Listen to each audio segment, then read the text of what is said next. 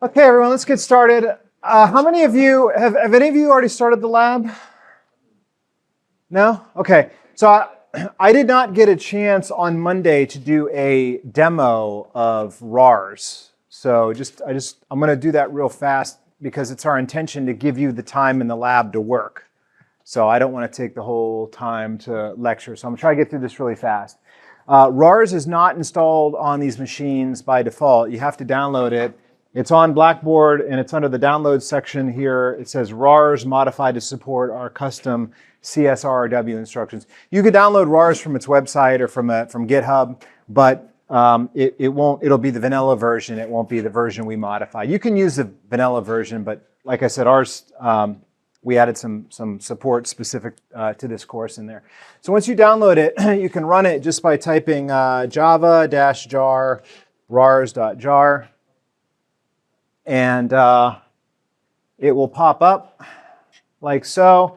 You get this screen, and there's two tabs at the top. One is your editor, that's your IDE, and the other one is the simulator, the execute. Yes? Oh, sorry. It's java-jar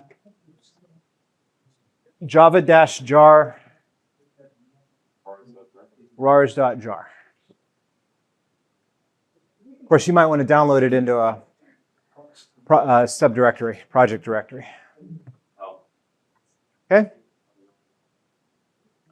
All right.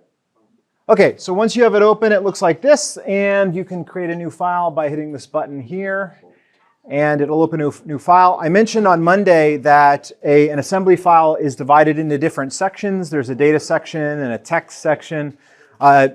So you specify those by saying .text. Okay, so that's where your code will start. If you only have a text section, then you don't need to put that. But in this example, I will have a data section. Okay, so we have a text section. Okay, so let's say our goal is to read a number in from the console. And then we want to use fixed point arithmetic to keep dividing it by 10 until the number becomes 0, right? Say that's our goal. So there is a divide instruction in RARS, an integer divide and a floating point divide, but we want to use the fixed point way to divide by a constant, which is to say we want to multiply it by 0.1 in fixed point, okay? So to do this, we need to initialize a register with the value of 0.1. And so in order to do that, you first have to decide how many fractional bits you want. So because this is a 32-bit architecture, and I'm just going to have, 0.1 doesn't have any whole bits in it, so I'm just going to allocate all 32 bits to fractional bits, right? So to figure out what value to put in there for 0.1, you basically take the dynamic range, or the highest value that you can put in a 32-bit register, which is 2 to the 32nd power minus 1. It's roughly 4.2 billion. And you divide that by 10, right? So you put a value in there that is 1/10 the way from 0 to the maximum value. And if all the bits in there are fractional bits, meaning the most significant bit has a significance of 1/2, right? And the least significant bit has a significance of 1/2 to the 32nd power, 4.2 billionth, right? Then you can just stick a value in there that is just 1/10 the size, right? So if we go over here and let's say we go to Python, for instance, and we type 2 **32, because Python uses that for exponentiation for some reason, which is insane.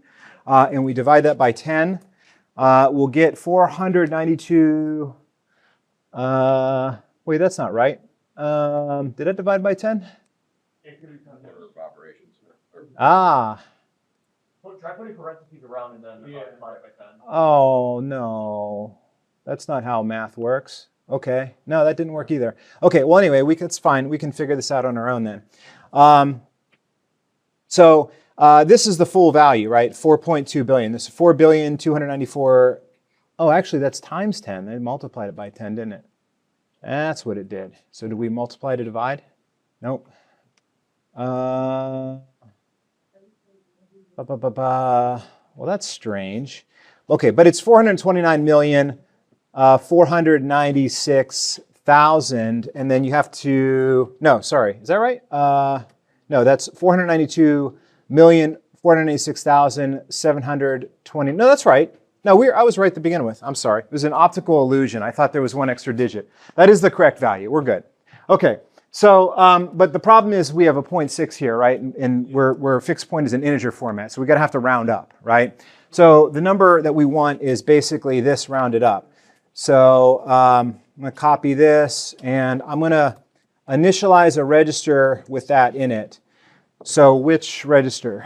I'm going to use S0, and I'm going to stick that number in it, but then I'm going to round up to be that, right?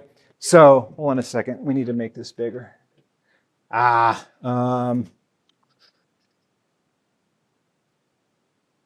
I don't think you can do it. Yeah, I'll have to use the magnifier. Go away. Okay, can you guys see that somewhat, right? Yep.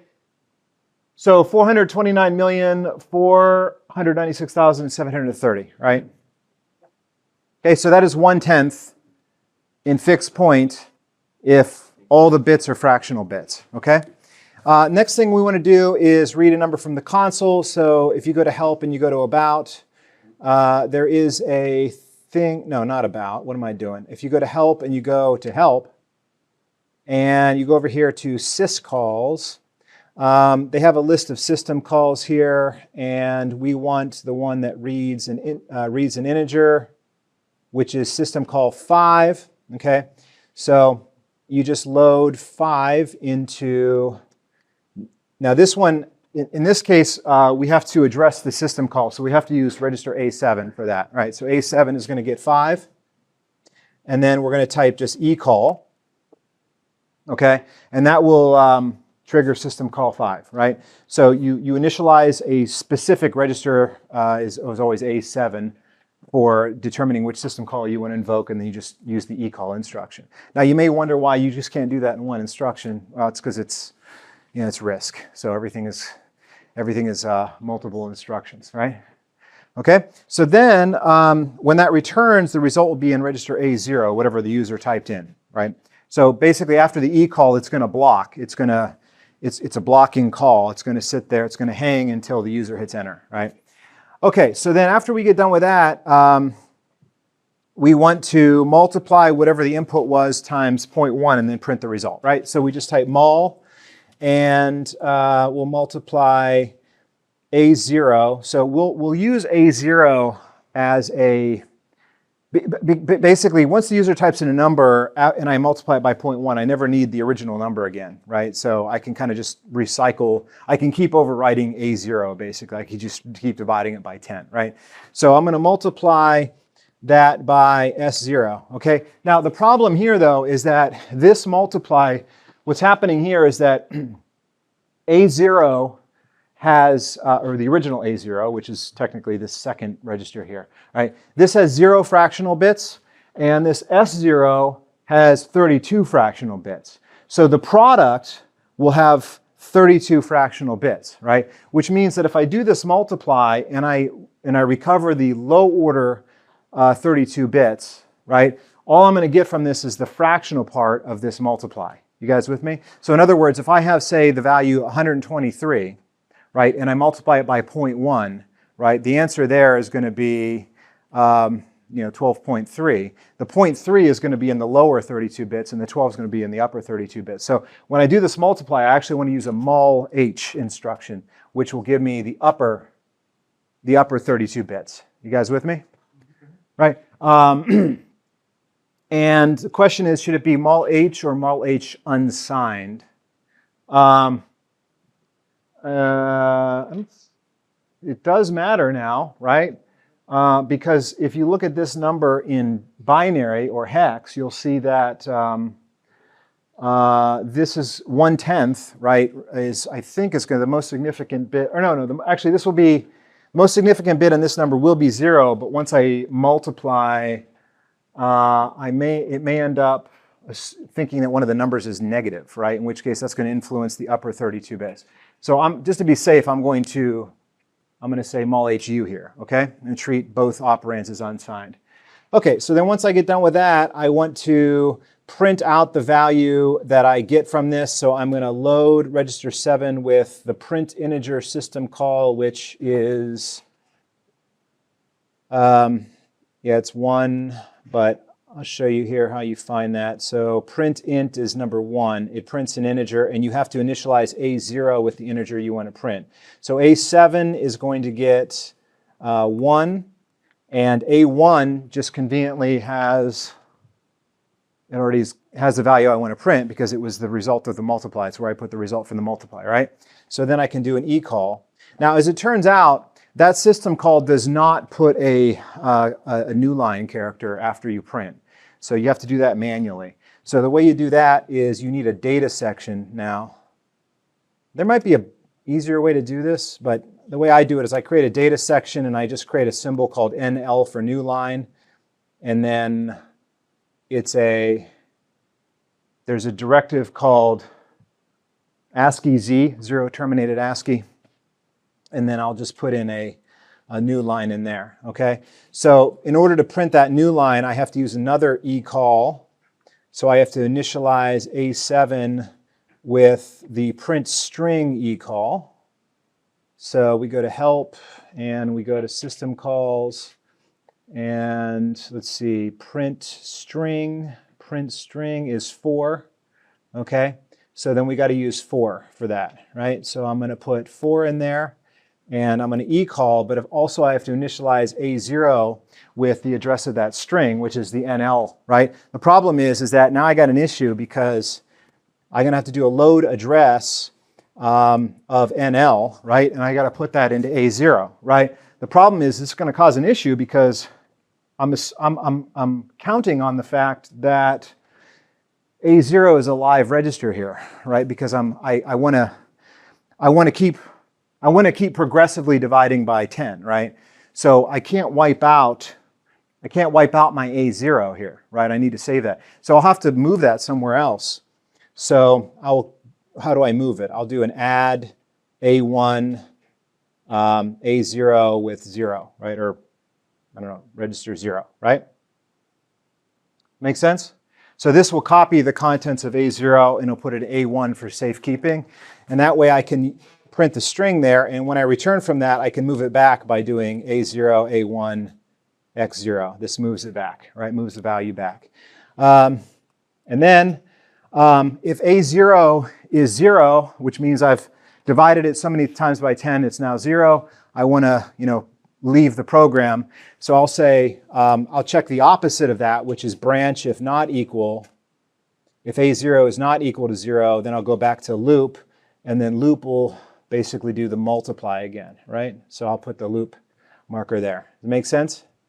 All right, let's see if this actually assembles. So I'll save it as, I'll just call it divide by 10 dot asm,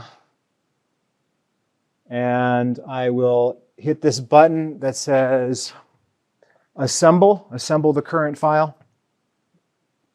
And no, it worked. Okay, so what you're seeing here, now I don't know if you might not notice that, but I'm automatically now been switched to the execute tab. So I'm no longer, you can always go back to the editor tab if you want to change your code. On the execute tab, you have this column where you can set breakpoints.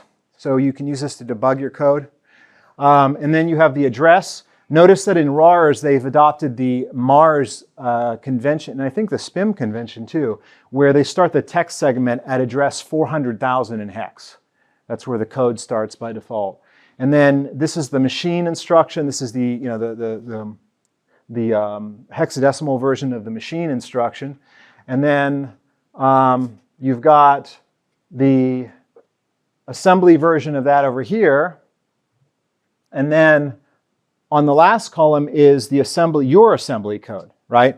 So what you see here is when I did this load immediate, I loaded this 429 million into a register. But like I was saying on Monday, you can't do that with one instruction because in RISC-V, the immediate field is 12 bits for a regular immediate instruction. or 20 bits for a load upper immediate. So you can see in this case, it split, it treated this as a pseudo instruction, and it translated this into a load upper immediate add I pair. So it brought in the upper 20 bits of the immediate in this load upper immediate, and it brought in the bottom 12 bits through this add I. Okay? Now you have to be aware of this because on your CPU, your CPU is going to be executing the real instructions. So as you debug your CPU, you have to be careful that you're tracking the machine instructions and not the assembly instructions, right? Yes? On the basic column, I get it like a memory address. Over here? Yeah. In the instruction? Yeah, so this is a decimal representation of the upper 20 bits of 429 million. So you'd have to convert the 429 million whatever to binary, extract the upper 20 bits, and then convert that value back to decimal in order to get this number. That's what that number is. And then let's see. Then we have a load. This second load immediate though was just loading 5, so I can do that in one instruction because 5 fits inside the 12-bit space you have for immediates. And then you can see there's the eCall. And then I think the only other instruction that's treated like a pseudo instruction is this load address. So load address is a complete pseudo instruction. There's no machine variant of that. What it gets translated into is this weird AUI PC instruction, which takes part of the program counter and puts it into register 10, and then it uses this add I or actually it takes part of the program counter, combines it with the immediate and puts it in the register, and then it uses this to change the lower 12 bits. So this is kind of strange, but the effect of this is that it's going to take NL, which by the way is this number. So the data segment starts at 10010000 in hex. The goal is to take this number, this hex number, and get it into register 10, right? So that requires 2 instructions because that number doesn't, is a 32-bit number. Well, actually, I guess it's a 32 minus 3, 29-bit number technically, right? Because there's 3 leading zeros there. Okay, all right, any questions about that? Okay, so then if you want to run it, you can just hit the run button. I'm kind of scared to do that though, but I'm going to try it. So I'm going to hit run, and you can see that it's just the blinking cursor down here. So I'm going to type in number in 1, 2, 3, 4, 5. Where'd you go? Yeah, okay, I typed in 1, 2, 3, 3, 4 and hit enter, and you can see that it printed out 1, 2, 3, 3, 1, 2, 3, 1, 2, 1, and 0. So you can see it worked. So it progressively divided by 10 until the number became 0. Make sense? And it did it without a divide instruction. It did it with a multiply instruction and multiplying by 0.1. Make sense? Okay, now if you want to set a breakpoint, if you got a bug in there, you can set a breakpoint. And the really cool thing about, you have to rewind. So I'm going to have to hit reset. And then if you hit run, it'll stop at the breakpoint, and then you can go one instruction at a time. And as it runs, it'll highlight whatever register was changed in the previously executed instruction. It highlights it in green. And you can actually hard code those values. By the way, here in the registers, you can see there's the symbolic names, the register address, and then the current value in there. And we've got the general purpose registers, the floating point registers, and the control and status registers. And notably, these last 4 control status registers, IO0 through IO3, these are the ones we've added to this version of the RARS. These 4 are usually, these are non-standard. These ones are specific to this class. So IO0 is going to be your, do you still have that board? Oh yeah. IO0 is the way that we're going to read in the switch values, and IO2 is the value that's going to go out to the hex displays on the board. Yes? But you can hard code your own registers. Yeah, you have to modify RARS though. We had to change the Java code in RARS to do that. It wasn't too hard though, but yeah. But these other guys are standard. These other coprocessors, registers, I believe, are standard in RISC-V. I don't know what they do, though. Like, it looks like there's a cycle counter here, and I don't know what FRM is, and looks like there's a flags register. Flags registers are pretty rare in RISC architectures, though, because flags registers introduce weird dependencies. Well, anyway, they actually eliminated the flags register in ARM when they went from ARM v7 to ARM v8 for that reason. Any questions? Okay, well that's it. That's my quick tutorial.